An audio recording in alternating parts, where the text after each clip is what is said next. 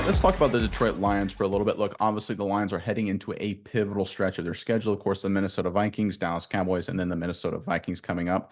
But what we've seen this week is the Lions have quietly made, I think, a really clever move to set themselves up for any situations that may come up during the home stretch of the regular season and potentially the playoffs as well, and maybe even the future. Let's pull up the report and we'll talk about it on the other side. This is according to the Detroit Free Press. The Detroit Lions are taking full advantage of the NFL's rules on practice squads. The Lions waived kicker Riley Patterson on Tuesday to clear a roster spot for rookie quarterback Hendon Hooker, leaving practice squad kicker Michael Badgley to handle field goals for the time being. Lions Dan Campbell said Monday the team intended to activate Hooker to the 53-man roster once his practice window expired. Hooker had been on the non-football injury list since the start of training camp, rehabbing from the torn ACL he suffered in college.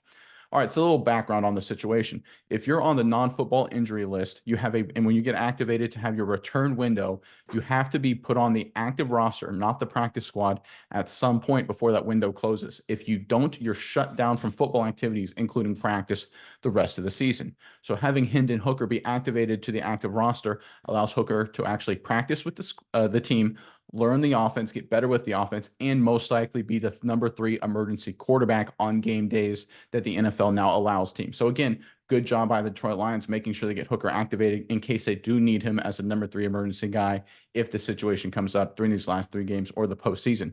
But here's the other important thing that I think is really smart here is the fact that they waived Riley Patterson off the active roster. He's done. He's not a Detroit Lion, and they have Michael Badgley as their kicker on the practice squad. You can activate players on the practice squad up to 4 times to the active roster over the course of the regular season. Here's the beauty of it. There's 3 games left in the regular season. At this point, the Lions have essentially set themselves up where they can have Badgley be on the practice squad, activate him every week to the active roster, and make sure Hendon Hooker gets his reps with the team practicing as well. So again, a lot of teams don't think like this. They kind of think short-sighted. This is a great decision by Detroit Lions. By moving off Patterson, waiving him, theoretically they could re-sign him if he clears waivers too, if they wanted to do that. They allow Hooker to get his practice reps, to get better, to be their emergency number 3 quarterback, and they also have their kicker ready to activate. Again, they have up to 4 activations. There's 3 games left in the regular season. They're good to go. This is a really clever move by the Detroit Lions, and it kind of falls under the radar a little bit, but I think it just is an indication of how good Holmes and how good Campbell are doing running this team, understanding the day-to-day nuances and using everything in their power to get an advantage. Myas, I'm curious what your thoughts are on the Lions, but first, Lions fans, big game against the Minnesota Vikings, obviously. Give us your prediction, final score, Vikings versus Lions in the comment section below. But Myas, let me throw it over to you now. What are your thoughts on everything with the Detroit Lions and specifically the different strategies that Holmes and Campbell are using here down the stretch?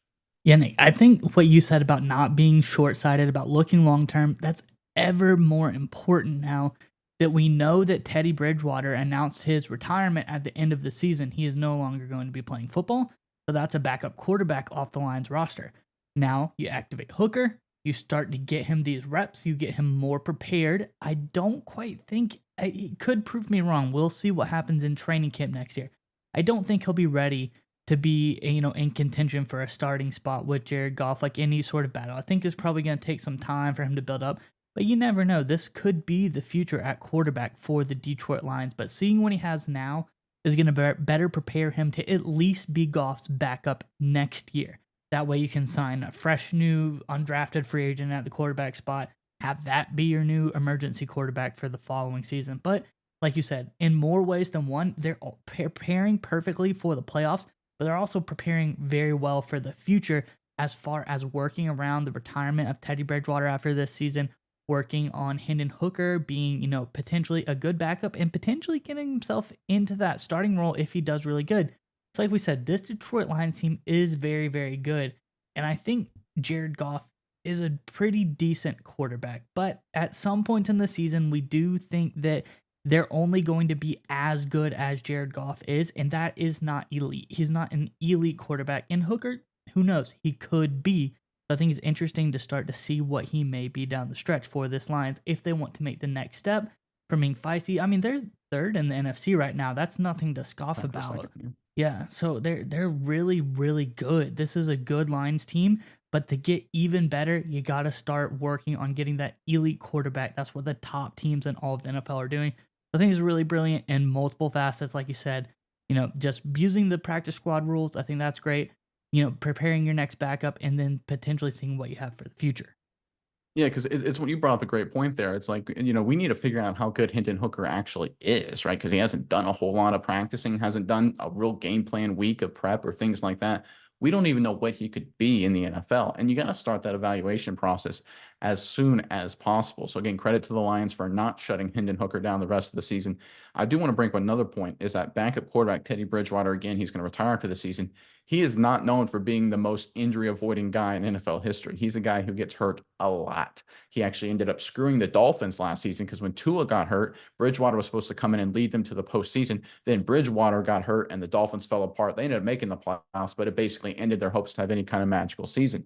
So again, having your third emergency guy ready in case, let's say, God forbid, Jared Goff goes down in week 18 or something like that, Bridgewater enters the game and he gets hurt, right? You want to have an emergency quarterback who's actually, taken some reps, who's actually gone through some game planning weeks of practice. So again, activating Hooker now gives him that opportunity to do that the final 3 games of the regular season and prepare if he's needed for the playoffs. It also gives him an opportunity, like you alluded to start the evaluation process on Hendon Hooker. And I think that's just such a part of an overall theme we're seeing with this Detroit Lions football team and how it's run. It's really smartly done. They have an eye on executing and solving short-term problems, but the focus is also always on the long term. There's very few franchises that are able to do this, to sit there and say, what can we do in the short term to potentially solve a problem that may not even happen yet, sort of risk mitigation, but also something that simultaneously could be a good decision for the long term as well. Most teams don't think like that. They either think long term only or short term only. The Lions are doing both, and that's a big reason why they've gone from a really bad football team to a really good football team and should continue to be a good football team for years to come.